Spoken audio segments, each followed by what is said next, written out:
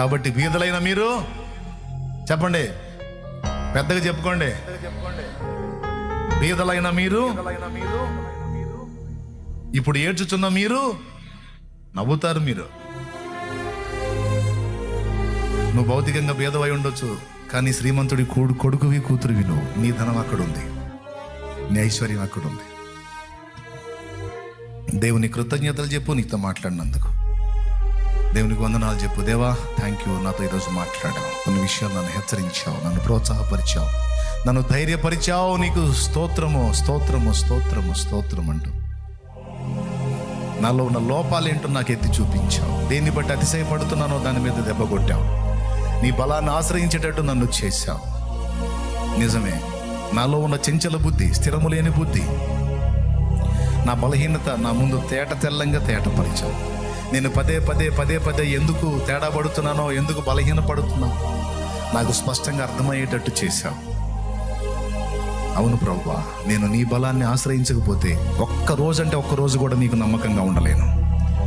నేను నీ బలాన్ని పొందుకోకపోతే, నీ శక్తిని పొందుకోకపోతే, నీ ఆత్మ ద్వారా నేను ప్రభావం పొందకపోతే ఒక్క రోజు కూడా పేతురు గంటల్లోనే నా మాట తప్పినట్టు నేను తప్పిపోతాను. ప్రభువా, నాకు నీ బలము కావాలి, నీ శక్తి కావాలి, నీ కృప కావాలి. నేను నీకు సాక్షినై నిలవాలి, నేను నీ సాక్షినై వెలగాలి. అందుకు నీ బలం కావాలి. నువ్వు చెప్పేటువంటి ఆ నీతి నియమాలన్నీ అనుసరించడానికి నాకు నువ్వే బలం ఇవ్వాలి. ఎందుకంటే స్వయంగా నా అంతటా నాకు ఆ బలము లేదు. చాలాసార్లు అనుకుంటున్నాను నీ చిత్త ప్రకారం బ్రతకాలని, ఏ లోటుపాట్లు లేకుండా నీతియుక్తంగా ఫలించాలని, జీవించాలని చాలాసార్లు అనుకుంటూ తరచు పడిపోతూ లెగుస్తూ ఏడుస్తున్నాను. ఈరోజు స్పష్టంగా నాతో మాట్లాడావు. నీ బలాన్ని ఆశ్రయిస్తున్నాను. ఇక ముందు ఎప్పటికీ ఆశ్రయిస్తాను.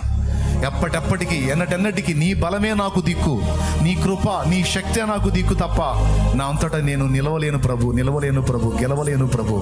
నాకు బలమీ అయ్యా, నీ అభిషేకమీ అయ్యా. నీ ఆత్మతో నింపబడిన పేతురు సింహగర్జన చేసినట్టు మేము నీ కొరకు సింహము వలె ధైర్యముగా ముందుకు సాగునట్లు బలము, నీ బలమి చంచలత్వాన్ని దూరపరచు. మాట మీద నిలవలేని చంచలత్వాన్ని, అస్థిరమైన మనసును దూరపరచు. స్థిర బుద్ధిని, స్థిర మనసును దయచే ప్రభువా. నీ పరిశుద్ధాత్మ ప్రభావం నా మీదికి రానివ్వు నైనా, మా మీదికి రానివ్వు. మా బిడ్డల్ని బలపరచు ప్రభువా.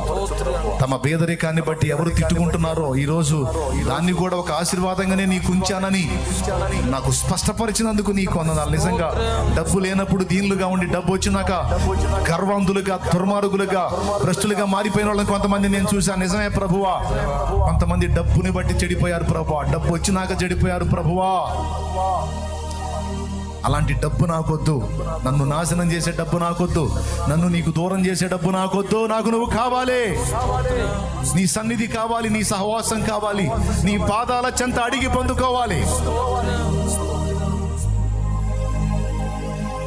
నాకు ఆశీర్వాదం అయితే, అది పేదరికమే అయితే అదే ఇవ్వు, నాకు పర్వాలేదు. కానీ అబ్రహాము డబ్బుని కట్టడి చేసినట్టుగా ఒకవేళ నాకున్న ధనమును కట్టడి చేయడానికి నాకు బలాన్ని ఉన్నాయన్న, బలాన్ని, డబ్బు నన్ను నేలనీయొద్దు ప్రభు. అందరం ధనవంతులైన వాళ్ళు ఇలా ప్రార్థన చేయండి, దాన్ని నియంత్రించే శక్తి ఇవ్వమని అడగండి. పేదలైన వారు దేవుని కృతజ్ఞతలు చెప్పండి. నా లేమిని బట్టి, నా దరిద్రతను బట్టి, వస్త్రహీనతను బట్టి, చినిగిన బట్టలు కట్టుకుంటున్న దాన్ని బట్టి, నా దరిద్ర స్థితిని బట్టి శపించుకున్నాను ఎన్నోసార్లు. ఈ రోజు నువ్వు నాతో మాట్లాడినందుకు నీకు స్తోత్రం అని చెప్పు.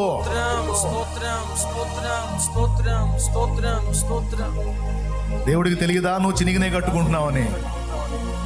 దేవుడికి తెలియదా అద్దె ఇళ్లలో బతుకుతున్నావని? దేవుడికి తెలియదా మాటలు పడుతున్నావని? దేవుడికి తెలియదా నిందపాలై ఉన్నావని? వారి చేత వీరి చేత దూషణ పొందుతున్నావని తెలుసు. కానీ ఈ లేమిలో, ఈ దీన స్థితిలో నువ్వు ఉండే ఆ భక్తి మెట్టు వేరు. నీకు సమృద్ధి కలిగిన తర్వాత భక్తి మెట్టు వేరు. తప్పకుండా నీకు ఇస్తాడు దేవుడు అని నాతో మాట్లాడావు తండ్రి. నేను ధైర్యం తెచ్చుకుంటాను నీ మాటను బట్టి. నాకు ఇచ్చిన ఈ పేదరికాన్ని బట్టి కూడా నీకు వందనాలు. ఈ పేదరికమే నా క్షేమం అనుకుంటే దాన్ని బట్టి కూడా నీకు వందనాలు ప్రభువా. స్తోత్రాలు. పర్వాలేదు నాయన, నిన్ను దూరం చేసే డబ్బు కన్నా నీతో ఉండే పేదరికమే నాకు మిన్న. నీ కృతజ్ఞతలు. నా బిడ్డలందరూ కూడా నీవు నాకు ఇచ్చిన బిడ్డలు మేమందరం కలిసి ఇదిగో నీకు కృతజ్ఞతలు చెప్తున్నాం. ఈ శుక్రవారం వేళ ఇక్కడ ఉన్న బిడ్డలే కదా, లైవ్ ద్వారా ఎంతమంది, జూమ్ ద్వారా ఎంతమంది అందుబాటులోకి వచ్చారో బిడ్డలందరూ కూడా ఈ విషయాలు విన్నారు స్పష్టంగా. వారందరూ ఏ సంగతుల కోసం ప్రార్థన చేస్తున్నారు ఆ విషయాలన్నిటో కూడా బిడ్డల్ని బలపరచండి, ప్రోత్సహించండి. సేవకుల్ని సైతం ఉజ్జీవింపచేయండి. సేవలో కూడా మేము ముందుకు వెళ్ళడానికి మా బలం సరిపోదు, నీ బలమే కావాలి. మా జ్ఞానం సరిపోదు, నీ జ్ఞానమే కావాలి.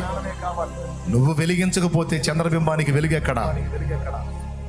సంఘం చంద్రబింబం నాయన. మేమంతా స్వయం ప్రకాశాలం కాదే, నీతి సూర్యుడివైన నీ ప్రకాశంతోనే మేము ప్రకాశించగలం, లోకానికి వెలుగుగా ఉండగలం. గనుక నీ వెలుగును మా మీదికి పంపించు, నీ ప్రభావాన్ని, నీ ప్రకాశాన్ని మా మీదికి పంపించు. మమ్మల్ని అందరినీ బలపరచు. స్తుతి మహిమ నీకు చెల్లిస్తూ యేసు నామములో ప్రార్థించి కృతజ్ఞతలు చెల్లిస్తున్నాం తండ్రి. ఇక్కడ ఉన్న బిడ్డల్లో రోగులైన వారిని స్వస్థపరచు, బలహీనైన వారిని బలపరచు. ఏ విధమైనటువంటి శ్రమలో, శోధనలో, బాధలో, వేదనలో, ఇరుకులో, ఇబ్బందిలో, అప్పుల్లో, ఆర్థిక సమస్యలు ఉన్నారో వారందరికీ కూడా సమాధానము దయచేయి. వారికి విడుదల యేసు నామములో కలిగించు నాయన. కలిగి ఉన్న దానిలో వారికి తృప్తి నీవు నాయన. కానీ నా ప్రభువా, నిన్ను కోల్పోకుండా, నీకు దూరం కాకుండా నన్ను, మా బిడ్డల్ని అందరినీ కాపాడు. తిరుగు ప్రయాణంలో నీ కాపుదల ఉంచు. వారు తెచ్చుకున్న నూనె నీ శక్తితో నింపు. రోగులకు అది వ్రాసి ప్రార్థించినప్పుడు స్వస్థత చేకూర్చు. నా ప్రభు బిడ్డలందరినీ పేరు పేరు వరుసన దీవించు. తరచుగా తొట్టుపడుతూ, బలహీనపడుతూ, ఇబ్బంది పడుతున్న వారిని ఇక నుంచి బలపరచు నాయన. నువ్వు శక్తిని ఇవ్వకపోతే నీ కోసం నిలవలేము కదా, నువ్వు బలం ఇవ్వకపోతే నీ కోసం నిలవలేము కదా. కనికరించు ప్రభు. నీ కొరకు ఆశ కలిగి ఫలించడానికి సహాయం. స్తుతి మహిమ నీకు చెల్లిస్తా యేసు నామములో ప్రార్థించి స్వతంత్రించుకుంటున్నాం తండ్రి. ఆమేన్.